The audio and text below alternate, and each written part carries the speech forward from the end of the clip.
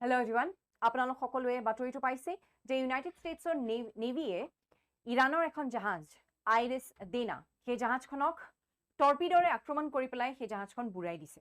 ইয়াত আপোনালোকে দেখা পাইছে টৰ্পিডোটো কোনটো ব্যৱহাৰ কৰিছিলে। টৰ্পিডোটো ব্যৱহাৰ কৰিছিলে মাৰ্ক 48 টৰ্পিডো 1972 চনত আমেৰিকাই নিৰ্মাণ কৰি উলিয়াইছিলে। আৰু আপোনালোকে যদি ঘটনাক্ৰম চাই তেতিয়াহ'লে আমেৰিকাই দ্বিতীয় বিশ্বযুদ্ধৰ পিছত প্ৰথমবাৰৰ বাবে টৰ্পিডো ফায়াৰ কৰি কোনোবা এখন জাহাজ নষ্ট কৰিছে।